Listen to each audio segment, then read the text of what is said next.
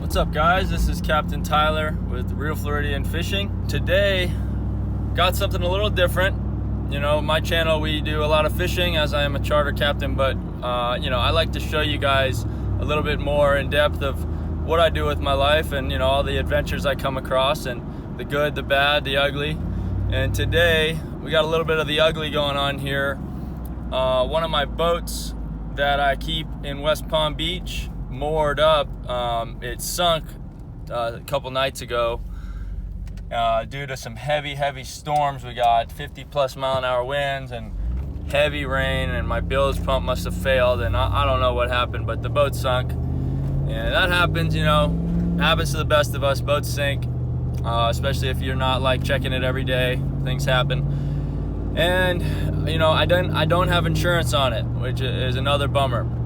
I have insurance on my charter boats, but on this boat, it was an older hull. It's a 1990 Carver, 32-foot boat. It's like a kind of sport fisher / yacht, just like old. And anyways, no insurance. So I got a quote from Boat US, and it was going to be $8,000 to raise this boat, and screw that. So I tried. I looked into doing it myself. Basically, for anyone who doesn't know, you've got to get lift bags, closed end lift bags, and you check out the weight of your boat. Mine is only 12,000 pounds, thankfully. It sounds heavy, but it could have been over 20. And you take these bags and you tie them up at the underneath the boat and fill them with scuba tank air. And then as they fill with air, the boat rises. And once the back of the boat is above the water, like a 5-gallon bucket, being underwater, and then the lip being at the surface, you can actually pump all the water out of the boat and get it to float again. It's a relatively simple process on paper, but if you've ever owned a boat, you know that nothing is ever simple with a boat. Things happen, and it's never as easy as you think. So when I go into situations like this, I'll give you some advice. If you're a boater and bad things will happen, just go into it with a positive attitude and no expectations, because the second you think you're going to be done by 2 o'clock, or you making plans around it, or you put a number in your head that you're going to be paying, you're going to break your own heart, and you're going to having those expectations is only going to make you mad. I've learned that. And life's about rolling with the punches. So what I do is I go into a day like this with an open mind and no expectations. I'm just going to go out there and try to get my boat floating. It's not the end of the world. I'm going to have to spend some money, but I'll be able to sell it. And I'm just hoping for the best. I'm hoping the interior isn't completely trashed. I'm hoping that I can spray down the interior with fresh water and WD-40 on all the electrical connections. And I'm hoping that I can get it working again with relatively simple, procedures. All right, guys. So here we are at Phil Foster Park in West Palm. This is Zach's boat. He's gonna be helping me. And here's those bags I was talking about. So we're gonna fill those up with scuba tank air. There's the water pump. There's some beer. I got a homemade little system here. I'm gonna fill this thing with water, flush it out. Alright, so here we are approaching the sunken boat, and first step is to anchor up the skiff so that we can get to work on the boat. Pretty much we need to dive in the water and assess the situation. If the bottom of the boat's dug into the sand, where we're going to attach the bags, and kind of what we need to do. The current, the wind, the waves, everything kind of plays a factor, so just need to assess this whole situation. Yeah, you want me to anchor her up? Alright, so Zach is down there now diving, and what he's doing is actually scraping barnacles off the sides, because these bags are very expensive. These things are like $1,500, $2,000 a piece for these big bags, and we got 6 of them. And if barnacles puncture them, then that can be very, very costly, and we're borrowing them, so we got to be careful. So he's scraping the barnacles off first before we get these bags secured.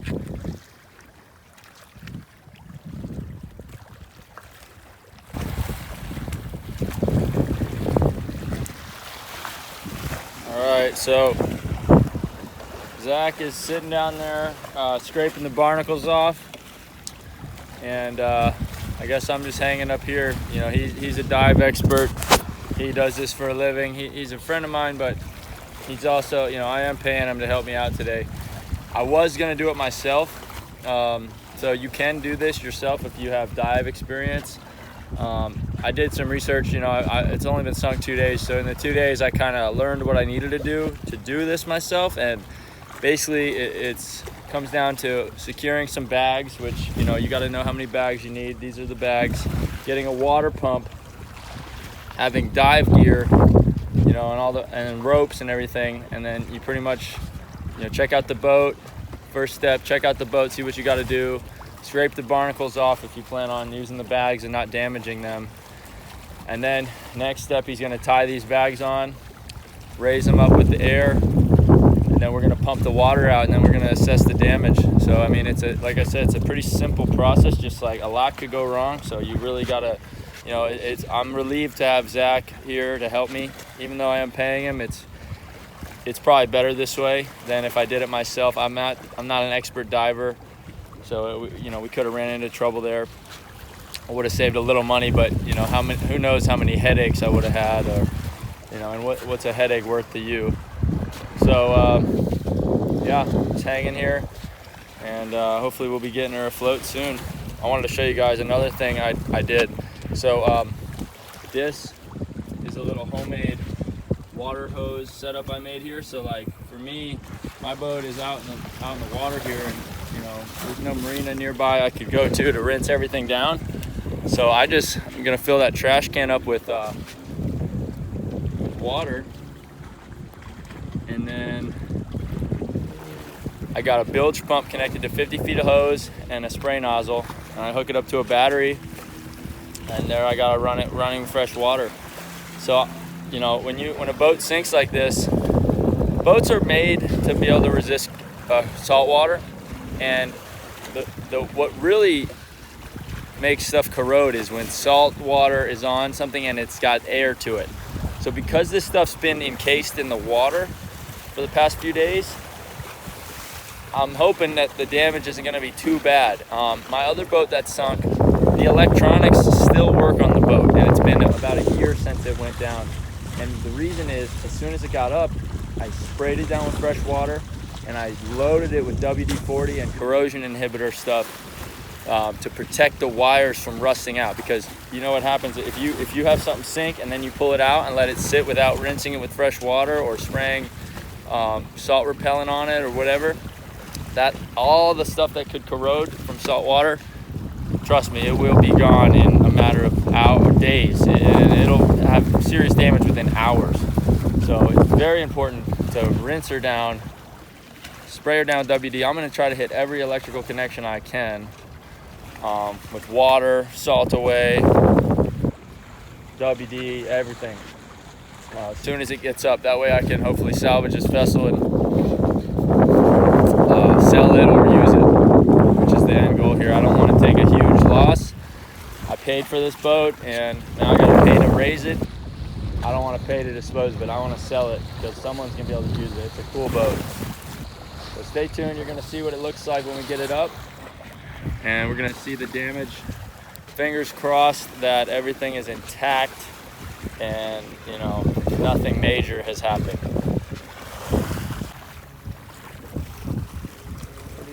Yeah, pretty even. A little more on the left side, or the port side needs to come up?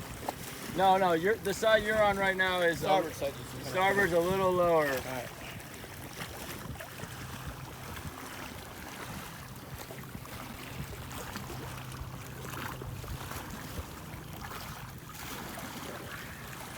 Pretty good. Yeah. See, look at that shovel handle again. All right. Zach has put some air in the tanks. He's making sure to do it nice and evenly. So she's starting to come up. As you can see, the cabin is coming up out of the water now. Super important that you do it evenly, or else you could flip the boat over. If you do one side too full of air, the boat will literally just flip over, and then you got a whole nother problem. So Make sure you either have a split hose that can do 2 bags at once, or you do it a little at a time. All right, you can see Zach down there working. He's tying off the back lines, and then he's gonna start raising the back of the boat. She should be out of the water hopefully within an hour.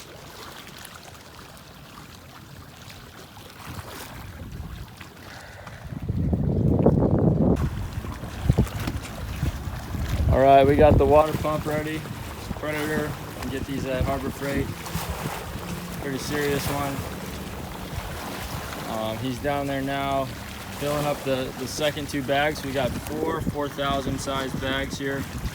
So I believe the 4,000 means 4,000 pounds of lift. So that'd be 16,000.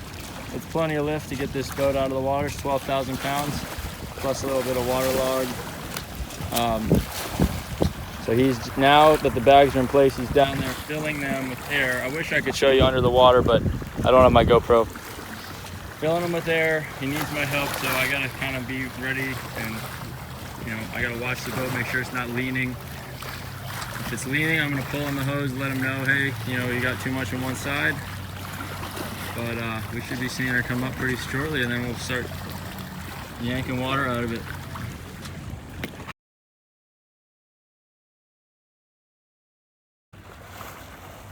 All right, pretty shitty news here. We had the boat on the way up, and because it's a cabin boat, it had water up inside the cabin up top, and it was top heavy and it rolled over. So now we were 10 minutes away from having it up and pumping out water and almost done, and then this happened, and now this is gonna be who knows how long. It could take us another couple hours easily. Hopefully we can fucking roll this boat over. I don't even know. This looks like a big problem. This is a big boat, and this is a little ass skiff we're on. He's thinking we're gonna be able to roll it. I'm not so sure.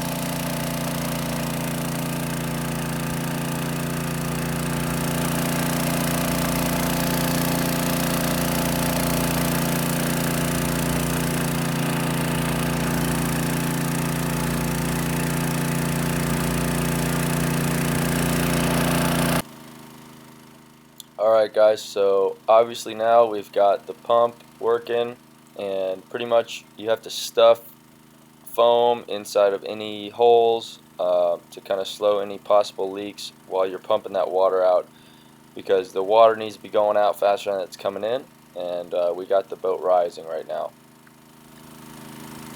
So we got her up, she's floating again, and I'm about to see the damage inside. Let's go up inside, see what's up. You gotta get in here to unlock the damn door. Oh shit. Oh yeah. Smells like fuel. Oh my god. Oh. This looks shitty. Oh my god. It's stuck.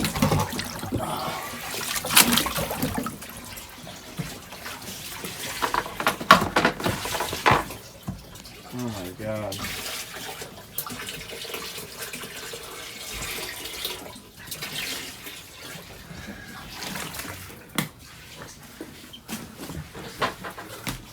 Still water coming in. There's still water coming in here. I gotta get in there. Alright, so damage assessment, about what I was expecting. You know, it's pretty trashed, but still in one piece. And I'm pretty sure I'll be able to clean it up and sell her. Basically now just quick cleanup, get the rest of this water out of here, get some trash, and then hopefully she'll dry out. Oh man, fix this ceiling.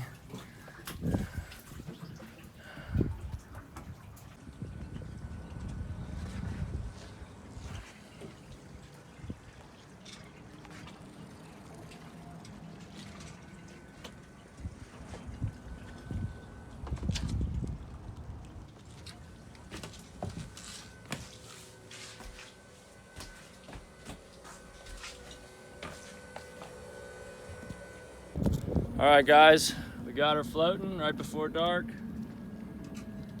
Did it the hard way. Yep. Got Captain Zach here helping me. We did it the hard way. We did a couple somersaults, but she's up and we're getting the F out of here.